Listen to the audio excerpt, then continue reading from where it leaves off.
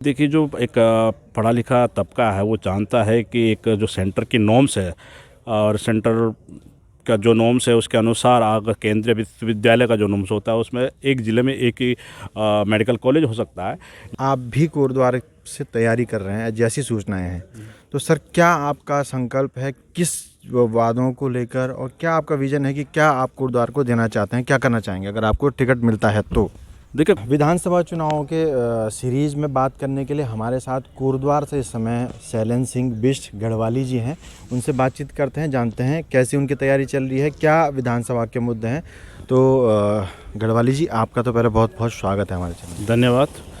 Sir ये बताइए, विधानसभा चुनाव बिल्कुल निकट हैं, हमारे बिल्कुल दहलीज पर हम खड़े हैं, क्या सर मुद्दे रहने वाले हैं सर इसमें? देखिए, विधानसभा चुनाव जो कोटद्वार विधानसभा का है, हम 2017 में यहाँ से बहुत प्रचंड बहुमत से यहाँ से जब हम लोगों ने यहाँ से विधायक अपने विधानसभा में भेजा तो हमारे बहुत से मुद्दे ऐसे थे कि जिनको लेके हम बिल्कुल गंभीर भी थे। और मुझे लगता है कि उत्तराखंड प्रदेश सरकार ने, भारतीय जनता पार्टी, उन सारे मुद्दों को वो कर चुकी है। चाहे वो लाल डांग चिड़गा मोटर मार्ग के विषय की बात रही हो, आज वो बन के लोगों के लिए समर्पित हो चुकी है। चाहे वो आज हम अपना जो मेडिकल कॉलेज की बात करें तो वो प्रदेश सरकार के द्वारा एक जियो जारी हो चुका है, उसमें 25 करोड़ रुपए भी जारी हो चुका है। रही हम लोगों की एक सेंटर स्कूल की मांग थी, उसमें भी केंद्र सरकार द्वारा हमें आश्वासन मिला है। लेकिन कोटद्वार उत्तर प्रदेश से लगा हुआ, सीमाओं से लगा हुआ क्षेत्र है और एक तराई क्षेत्र जो बोला जाता है कोटद्वार विधानसभा के लिए। हम लोगों ने कोटद्वार विधानसभा में तमाम करीब आज़ादी के बाद उन नेताओं को देखा है जो लगातार सड़क, बिजली, पानी की बात करते हैं। हमारा एक ही वो है कि हमारा युवा जो पलायन कर रहा है उसको हम शिक्षा के नाम पे कैसे यहाँ पे रोकें, स्वास्थ्य के नाम पे हम यहाँ पे कैसे रोकें और रोज़गार के नाम पे हम कैसे रोकें।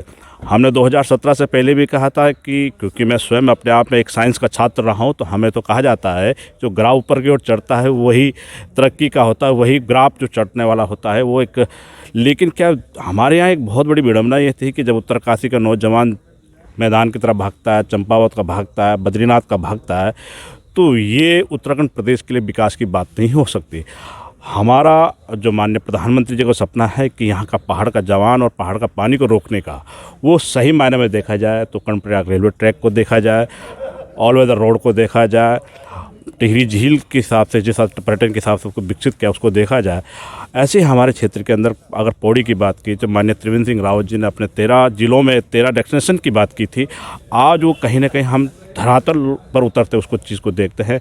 इसी उसमें पर्यटन के क्षेत्र में लैस जोन को बहुत बड़ा नाम मिला है। बहुत बड़ा दिल्ली, बॉम्बे के लोग उस क्षेत्र में पर्यटन के नाम पे वहाँ आते। तो आज मुझे लगता है कि मेरा पहाड़ का नौजवान रोजगार के लिए नहीं तरसेगा, क्योंकि वो स्वरोजगार की स्थिति में है। जिस तरह से होम स्टे की बात माननीय त्रिवेंद्र सिंह रावत जी ने की, मुझे लगता है कि आज गांव-गांव के अंदर होम स्टे की बात हो रही है। और इसके लिए साधुवाद के पात्र पे भारतीय जनता पार्टी की सरकार, उस तत्कालीन जो मुख्यमंत्री थे आदरणीय त्रिवेंद्र सिंह रावत जी भी हैं और आज वर्तमान में जो मुख्यमंत्री पुष्कर सिंह धामी भी हैं। और भारतीय जनता पार्टी की जितने विस्तार से मुझे लगता है इन 5 सालों में विकास किया है, शायद 20 साल में उत्तराखंड प्रदेश के अंदर किसी और ने विकास किया हो।